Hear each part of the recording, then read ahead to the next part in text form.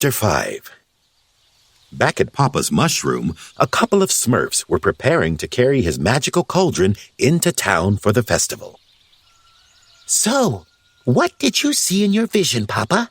Smurfette asked. Her voice was filled with excitement. Papa wasn't sure how to reply.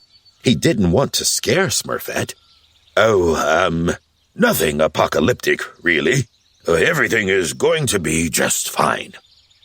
Perfect, Smurfette said happily. Another year we don't have to worry about that mean old... Gargamel!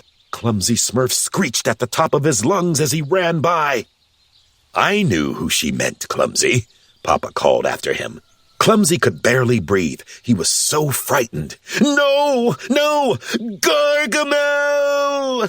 He pointed a trembling finger toward the trees. I mighta, sorta, accidentally led him to the village. Papa and Smurfette were stunned to see the gigantic wizard charging toward them with his net. Hello, Smurfs. Gargamel stomped his big feet through town, crushing everything in his path. He laughed loudly in an evil wizard's cackle. Smurf for your lives! Vanity shouted as he dashed by at top speed. Everybody skedaddle! Handy advised, following Vanity. Baker was worried. Oh no, my cupcakes! Azrael sat down on top of a mushroom house, watching the Smurfs scatter around him. It was chaos. Seeing no other alternative, Papa declared, Into the forest, Smurfs! Smurfette grabbed Clumsy's arm. Come on, Clumsy! Sound the alarm, Crazy! Papa Smurf instructed. Ring! Ring! Crazy Smurf began to call out. Head for the hills, Farmer announced. The Smurfs began to run, left and right, forward and backward, in every direction all at once. This is bad. This is really bad, one Smurf declared before he ran away. Save the schnitzel, Chef yelled, making a beeline for his kitchen. While Gargamel stood in the center of town, giddy with joy, Gutsy tried to distract Azrael, giving the other Smurfs a little extra time to run away. He got the cat's attention, then started to run. Azrael, over here! Come on! Gutsy called to him, jogging wildly through town with the cat hot on his heels. Finally, Gutsy flung himself through the open window of a mushroom house. Azrael followed, but when the cat tried to see where Gutsy had gone, his big furry head had got stuck in the small window. Gutsy was proud of his own work. There you go, you nasty cat. Azrael swiped his claw at the Smurf, but could not reach him. Before joining the others in the forest, Papa rushed back to his cottage. But just as he reached his home, Gargamel stepped on it, crushing the mushroom to pieces. Papa tumbled backward. Papa! Gargamel stared menacingly at the older Smurf and raised his net. When the net swooped down, Papa barely escaped being captured. Gargamel swung his net again, desperately trying to scoop up Papa Smurf, but this time he caught a tree instead. While Gargamel untangled his net from the tree, Papa went inside the ruined remains of his mushroom home. In the wreckage, he surprisingly managed to find what he had returned for inside a locked cabinet. On the front of the cabinet, it read, In case of emergency, break glass. Papa smashed the glass and pulled out a leather pouch of precious Smurf berries. Then Papa Smurf began to run with the others. Let go, cursed nature! Gargamel finally freed his net from the tree branch and leaped toward Papa. Here comes Papa! Papa! Papa dove out of the way in the nick of time. Zipping past the net, Papa cut a nearby vine, causing a booby-trapped log to come swooping down, aimed directly at Gargamel's head. Gargamel stopped short, and the log swung by, narrowly missing him. Ha-ha, Papa! Gargamel chuckled.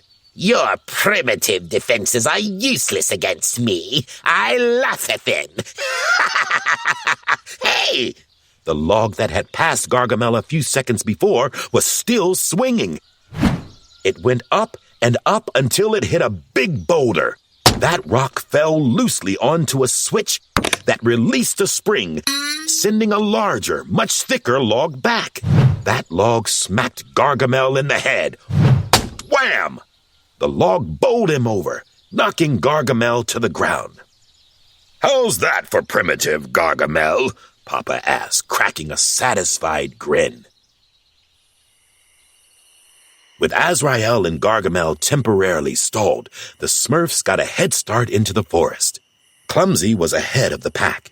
When he reached a fork in the road, he didn't know which way to go. The sun was setting and the light was becoming thin. He could see that the path to the right curved into the forest. To the left, the leaf-covered road led to a large-mouthed grotto. "Maybe this will all blow over. Oh yeah, I'm sure I can fix this.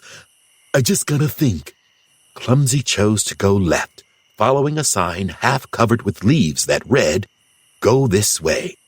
"Yes! Follow me, everyone!" Clumsy hurried down the path. A few minutes later, when the other Smurfs arrived at the same sign, some of the leaves had blown off, revealing what Clumsy unfortunately had missed. The sign actually read, "Do not go this way." "Save yourselves!" Farmer shouted. He followed the other fleeing Smurfs to the right, farther into the forest. But Smurfette saw Clumsy and knew he was going the wrong way.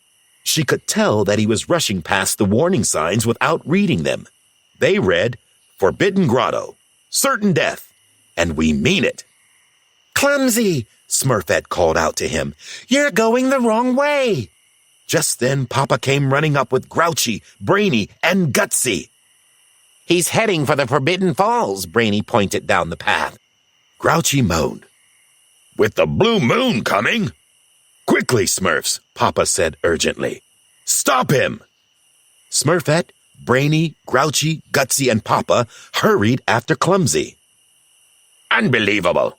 Gutsy cried out, shocked by what he was seeing. "The one time we want him to trip, and he's running perfectly." "Clumsy!" Grouchy called out, but Clumsy didn't stop. Brainy shook his head. "Oh, this is a predicament." The posted warnings were getting more and more frightening. Grouchy read one out loud as they passed it. "Agony ahead." He turned to the group. "Anybody reading these signs?"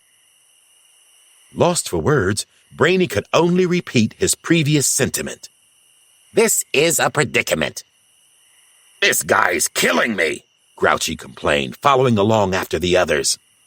"Come back here, Clumsy," Gutsy called out, but Clumsy kept on going, running hard as if Azrael was still clawing at his heels.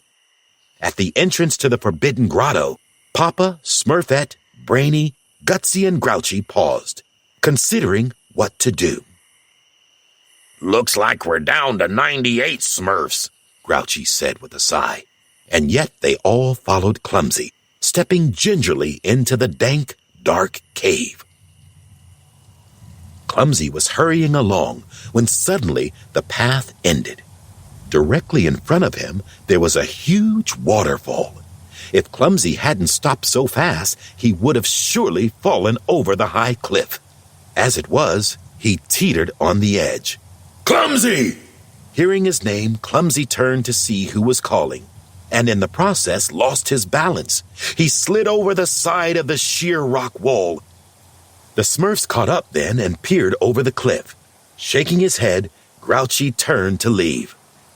"Oh, well, we tried. Let's go." "Help!" Clumsy was hanging on to a dangling root, his blue knuckles turning bluer. "Hold on, lad," Gutsy called. "We'll form a Smurf bridge and get ya."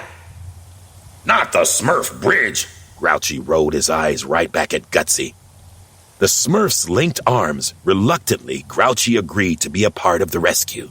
When they made a chain, Gutsy scooted closer and closer to the edge, his free hand stretched out toward Clumsy.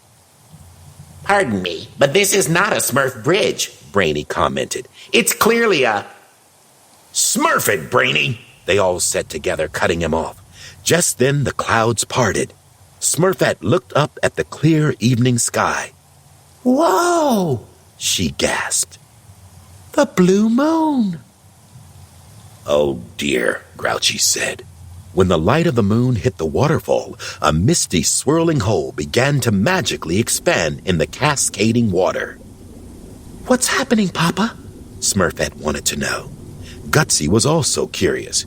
What the blinking flip is that? Oh no! From the vision in the cauldron, Papa Smurf knew exactly what was going on. But there was no time to explain. They had to save Clumsy and get out of there, now! The hole was sucking Clumsy down. Help! He cried, struggling to hang on to the slippery root. Pull him up! Pull him up! Gutsy told the others. The Smurfs reached out, but no matter how hard they tried, they couldn't get to Clumsy. Farther and farther they stretched, closer and closer.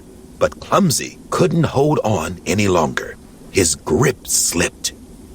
And then Clumsy disappeared into the hole.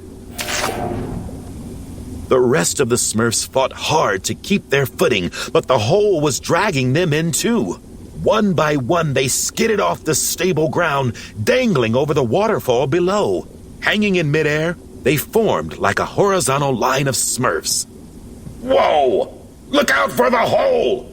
Grouchy saw that the thing was expanding. Brainy couldn't help but correct. It's more of a vortex, or a portal. Grouchy replied, Smurf up! It's a hole! Hold on! Smurfette yelled to them all. The hole tugged on them with a mighty power.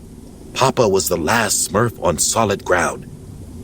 As he was being dragged off the cliff's edge, he grabbed hold of a stick. The wooden branch felt firm and solid. Papa looked up only to find the other end was being held by Gargamel. Seems you've got the short end of the stick, eh, Papa? Gargamel joked. Papa checked all around the grotto. Azrael hissed at the blue creatures. There was no escape. Gargamel began to lift the chain of Smurfs up, away from the vortex. Now you belong to me, Gargamel said with certainty. Not this time, Gargamel. Papa took a large gulping breath, then let go of Gargamel's stick. Papa, Smurfette, Brainy, Grouchy, and Gutsy were immediately sucked into the vortex. No! No! Gargamel bellowed as the last Smurfy blue head vanished from sight.